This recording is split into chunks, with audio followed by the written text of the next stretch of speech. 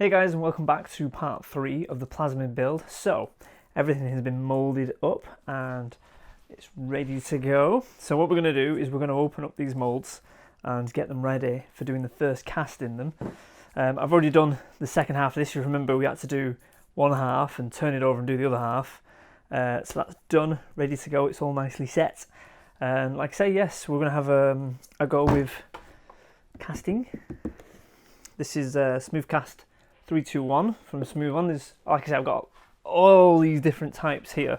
Like these ones are clear resin, and then we've got like black resin, and I think that's probably it for now. Yeah. So, and they're all different speeds and colours. Like this one's slightly yellow, but this one sets in an hour. This sets in 24 hours, and then I've got another one over there that sets in like 5 minutes. And then these resins, excuse me, about 20 minutes ish, and we're going to be using the pressure pot. So like I say, last video I showed you the vacuum chamber to take the bubbles out of the silicon, and the reason I do that is because I will then go pressurize this in the pressure pot, which I'll show you, like I say, and that's because when you mix up the resin, you're technically mixing air into it, so you need to get that air out when you pour it into the mould, otherwise your actual model will be covered in bubbles. Or if you need to sand it internally, the insides of it will be full of bubbles. Again, you could use the vacuum on it, but because I like to use the pressure chamber, it does the opposite. Instead of taking the air out, it crushes the air and makes those bubbles minute, teeny tiny, and then you end up with a really nice smooth model. So that's what we're going to do, and I'll show you that whole process. But first things first, we need to get our originals, we need to cut them out. So let's get on and do that. So here's our models. I've actually already taken a couple of them out just to see how they got on. So there's the original and there's your mould. There we go. And it's nicely captured all the little inserts for where the arms go in. And it's nice and smooth. So I wanted the matte look because this is going to look like metal in the end. So I've got a few different ways I'm going to try and finish this, and we'll have a go in the next video on different ways of doing that. There's the screw-on lid. So like I said, I wanted to keep this thread, so you should be able to see that in there. And I think the face is on that side. You probably can't see it, but yes. So those are nice simple ones. This is, I think this is the main lid, so the very top of the model. So you can just peel it open and lift the sides out. This is a relatively simple way of moulding. So there's your model straight on top. There's a little bit of overhang. You see that where the silicone just seeped under the model a little bit? You can kind of peel that off or use a sharp knife to just cut it off. We should be able to just tease that open. There we go. And you want to do this gently because you don't want to cause any tears in your silicone. Otherwise you'll have to deal with that afterwards. So if you look inside there, you can see them all popping out the model. Don't want to be too rough with it. There should be a thread on this bit. So if I push that, hopefully it'll pop out. You see it gone. I think what's happened here is the silicone has come through. So let's just have a look. Yeah, there we go. Can you see that? Silicone's leaked through this tiny hole. So we can actually just snip that off. And this should now just pop out. There we go. Lovely. And it's retained that thread. So if you look right in there, you can see the thread. So when we mould this, obviously that piece, when we mould this piece, should just thread into there nicely. So there's that little overhang, and you can just pull it off. If it's nice and thin, you can just pull it off like that, and you can clean that up on the cast model afterwards if you've got any like little lumpy bumpy bits. There we go. But I'm not too concerned because this rim along here is actually goes inside the model, so I'm not too bothered about how clean this edge is. That looks pretty good, looking good to me. Next up is the arm. So the arm, I've glued it down onto the bottom of here. So let's just open it up. I've got an idea. I'm not going to do this one like the other one. The other ones I can just pull straight out, but this is slightly different. Let's just get it off. There it goes. So you can see the 2 points where the arm, so the arm's inside there, kind of like that. Now, what my plan is I will use one of these holes as a pour hole, so I'll pour into one and the air will escape from the other. But obviously I can't get the whole arm out of either side of this because it's quite thick.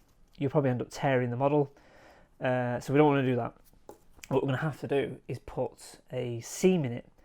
So last video I was talking about 2-part molds. You could have done this one in a 2-part mold, but because this arm is going to be on essentially the outside of this, if I put a cut from there to there, the seam line is going to be on the inside, which will not be a problem because you'll never see it.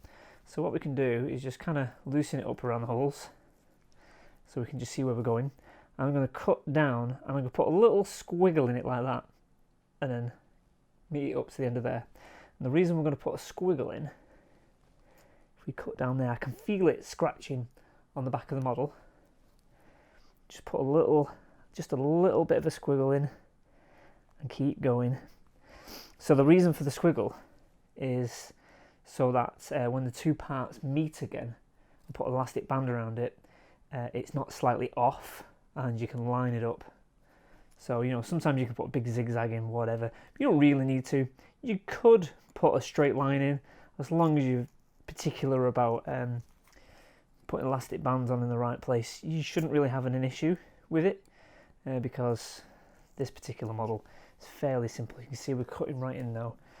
And just about start seeing the model down there. Can you see it peeking? There it is. So I'm just going to finish that off. And again, because this is the inside of the model, I'm not too bothered about scratching it up or being too rough with it. So then we can push that out. There is the original. There we go. Out comes the original. And there's our mould. You can see inside there. There we go. So when we close it up, that little line just helps line it up, so you can line it up nice and neat, put an elastic band around, and then again, like I say, we'll pour the resin in one hole so the air can escape out the other, and then you leave it to set. Right, so last piece, this big piece, where's my way in? I think it's here. Yeah. So the foam core, you could reuse it for other models. I've got a big stack of saved up foam core for when you're doing small little models. Something big, a big piece like this would be great for redoing a little piece like this. So don't throw it away. It can come in handy. You can get it from lots of different craft stores. I think we got ours from Staples or something like that. Not sure. Right, there we go. Done. So there is a seam line somewhere around here, and you can just make out that the silicon's kind of gone down the side, and that's not going to come away from there because silicon loves to bond to silicon. But I know that my actual top and bottom is right along that line there. Can you see that in the light? So if I just give it a little nick, I should be able to separate those 2 parts. Give me a moment. I've got it in the right spot. Right there. There we go. So there we go. We can see the 2 halves. So I'll just need to unlink all of that. Kind of tear it along. This isn't too damaging. There we go. So I was thinking originally, I think I even said it in the last video, I was thinking of doing this a slightly different way, but I've gone with another different way. So let's pop that out of there. There we go, look at that. So what I was originally going to do, I was thinking of originally doing, is just filling this cavity with silicone. So it would have been just that bit without this lid. And then we would have had a ring to pour the silicone into, sorry, the resin into, just a ring like that exposed.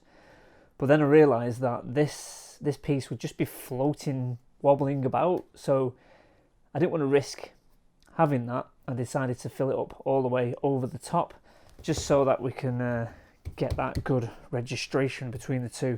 So the plan is to expose this ring so we can actually pour the resin in, is I'll just cut a hole, because you can see where the model, actual rim of the model is along that line. You see that? There's a little bit of paper still attached to it. So I'll put a hole here and I'll put a hole on the other side. Again, one hole to pour into, one hole for the air to escape out of. But we can just pop out our original model. There we go. Original model all done. There's our mould. There we are. So that will go like this. And it should, yeah, you can see that gap. Can you see in there? That's going to be the gap for the resin to sit in. And we'll get elastic bands on that to hold everything nice and tight together. This is our pressure pot, and this is 40 litres, goes up to 80 psi, and it's pretty deep. So we have this inside it. The shelves just help us with, you know, getting multiple amounts of different models in there all in one go. I'll give you a look inside if you like. Let's just move that shelf, and there you go, loads of room. So what we're going to be doing, I've got actually two, so we've got one they're both the same, and they go down inside the cupboard. And then there's a compressor down there looking rather dusty, but that's what basically pressurizes the pot. So yes, this is basically how it works. So we'll be using the shelf. So put this shelf back in. That just makes it about yay deep, not too deep. But yeah, that's what will take all the bubbles out for us, and we'll pressurize it up to about, depending on what kind of resin I'm using, I would probably pressurize it up to 40 psi is usually enough for this kind of resin that I'm using, the Smoothcast 321. But if you're using something clear and you want it to be really clear, then I'll pressurize it all the way up to 60 psi. This maxes out at 80, so you never really need to go any higher than 60. Right then, so we're ready for the casting bit. Got all the molds here. The big piece, the bit that I want to do in a clear resin, is going to need, I'm not going to be able to show you this video it finished, because I'm going to need to use a slower clear setting resin, so you'll get to see it in the next video. I'm going to do it in red and leave it overnight, so you'll get to see that. But we can, in this video, I can show you these parts, because this stuff doesn't take too long to set. Now, as always, safety precautions. This stuff is a mixed volume of 1:1, so make sure you've shook it up. I've already done it. I can't help but do it again. So it's at this point you could add stuff to the mould, which I'm not going to be doing in this video, but you could add an aluminium powder to the surface of the mould and polish that up afterwards to make it look like real metal. Or you could add a synthetic colour, silver, gold or whatever, again, straight to the silicone rather than putting it inside the resin. You can do that with some of them, but you get different results depending on what you do, and we can experiment with all of that again in the next video when we're painting it up and giving it different finishes. But for now, I'm just going to cast a standard one, just straight up normal resin. So all of these are nice and simple, just pour them straight in, put them into the pressure pot, pressurize it, and then you just wait. So first things first, I'm going to weigh out what we need, and there is a way to do this. I'm going to tell you right now how you do these kinds of measurements, because it doesn't always work out.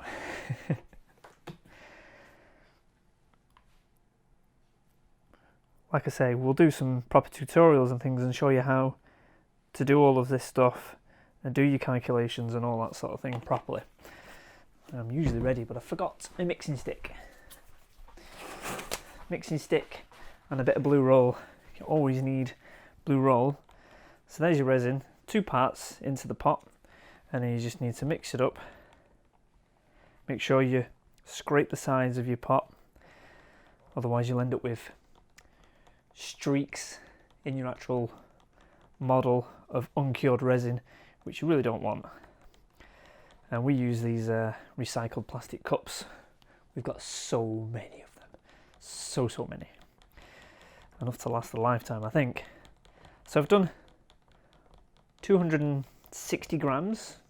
I think is probably going to be enough. That's enough mixing. So depending on what kind of resin you're using, you have different pot lives and stir times and all that sort of business. A pot life is basically how long you can have it in something like this, and because of the mass, it can set quicker. So your pot life is usually a lot shorter than your actual cure time. But if I left it like this, it would cure quite quickly. So what I'm going to do is pour it straight into the model. You kind of just want to pour into a single spot. You don't want to be moving it around too much, and let the resin naturally fall into where it wants to go.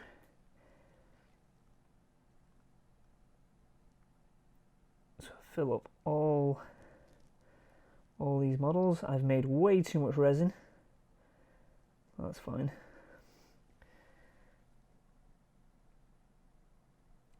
Once I've done one, I can weigh them out and make sure that any future ones I make will always be the correct amount. I like to personally make the first cast, the experimental cast, and that's the one that I do things to and sand and paint and all those sort of things. So quite a lot of resin left, but we'll pour it into here. Actually no, I'm not going to do that. I'm going to move that out of the way. So on the surface of these, my phone's still on. Whoops, let's hope nobody rings. On the surface of these, there's quite a lot of bubbles. So what you can do is a quick trick for that. This is like a miniature blowtorch pen. Turn that on, and you can just burn. Well, you're not burning it. It pops the bubbles for you. Just give it a bit of heat. Not that it really matters, because it's going in the pressure pot.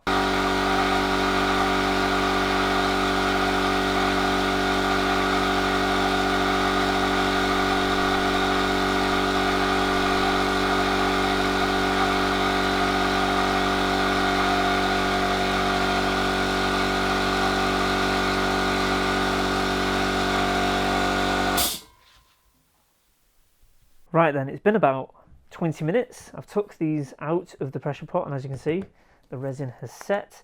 This is the 321, it's called, smooth cast.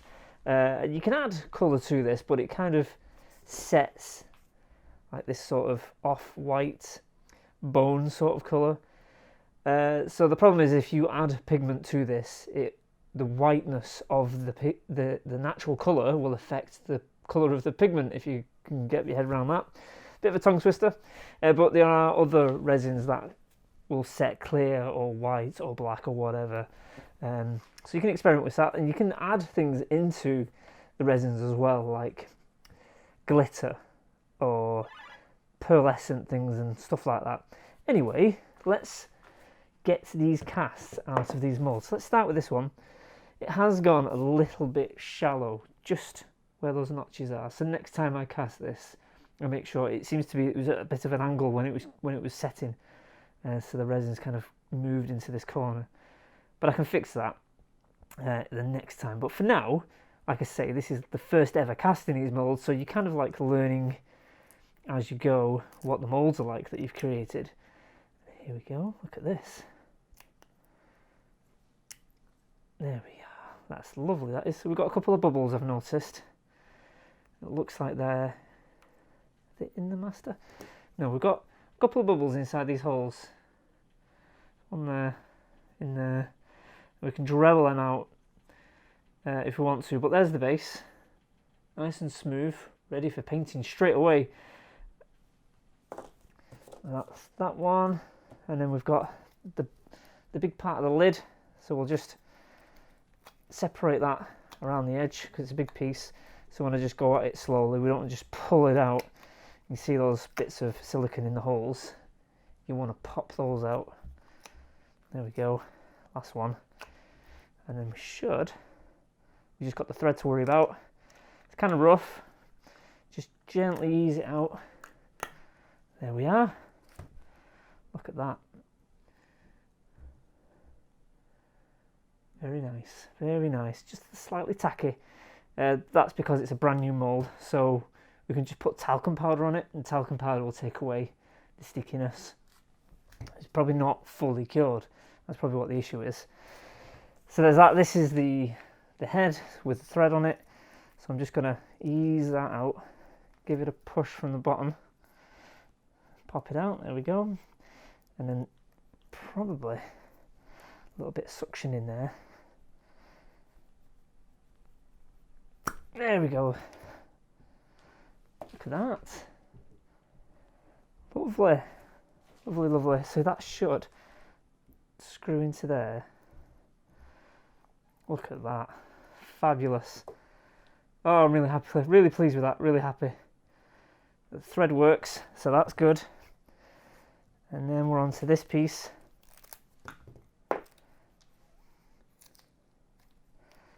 And we just coax that out. There we go. It's a little bit sticky. A little bit sticky. Probably not fully cured, but I can, again, use a bit of talcum powder. That'll stop the stickiness. So we need 4 of these altogether. This first one's not brilliant because, like I say, it's sticky. And there must have been quite a few bubbles in it because the pressure pot has caused a little cavity at the end of each of these, so need to sort that out.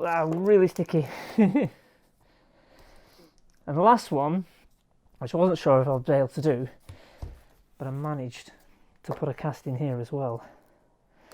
I chose red. This stuff takes an hour to set. I had a few things to go and do, so I managed to make a cast of this too. Let's see if we can get it to come out. It's a little bit soft, still a bit soft, so maybe not quite ready to come out yet. So I'm not going to take that out until it's ready. You can see if I just give it a bit of a squeeze, yeah, way too soft.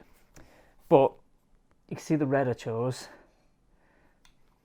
It's kind of pinky a little bit. I'm not sure if that's just because of this. Yeah. But we can have a mess about, experiment with different intensities of pigments. We could put some glitter in there or something like that. I'm going to leave that to set.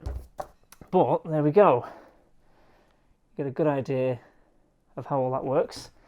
I'm going to probably cast this again, just so I can work out some of the bugs. Like, this is a little bit too shallow. This has turned out great.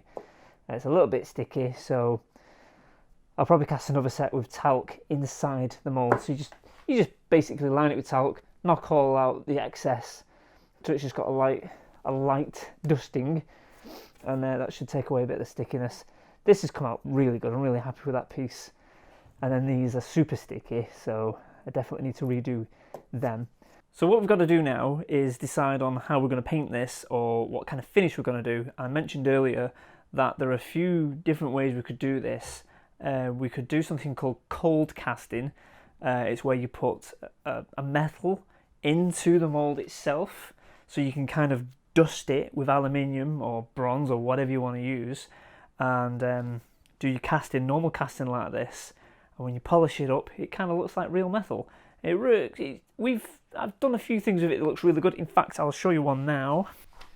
This is Wonder Woman's Athena sword, and this is something that we make and sell on the website.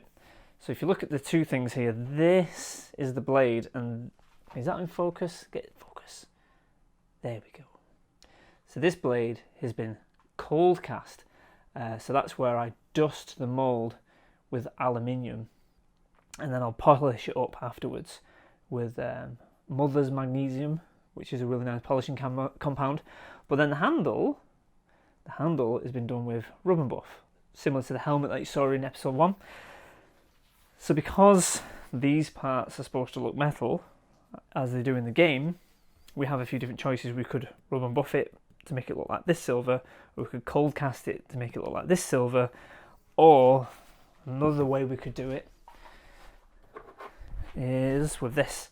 This is a synthetic sort of silver, so if I open this up carefully and let you look inside there, is it going to focus? There we go. So this is like a powder. There we go. And then you can dust the mould with that powder, and that'll give you a different sort of look. So that's what we're going to do in the next video. What I'll go and do is I'll make a few different casts of this, and I'll do some different colours of this piece, and I'll experiment with a few different things. I'll try some with glitter, and I'll try some with deeper reds and different colours, and see what we come up with. And I've just noticed actually there's a big bubble right there. There's a bubble in it, so I need to get the bubbles out. Yeah, and fix that up. And I'll make a few different versions, and we'll do like a painted one, we'll do a cold cast one, and we'll do a rub and buff one, and we'll see how we'll do. And also, like I say, this is hollow, isn't it? So we need to figure out a way of making this light up, because we really want that to happen. That'd be cool. Alright guys, I hope you enjoyed, and I'll catch you all in the next video. Bye.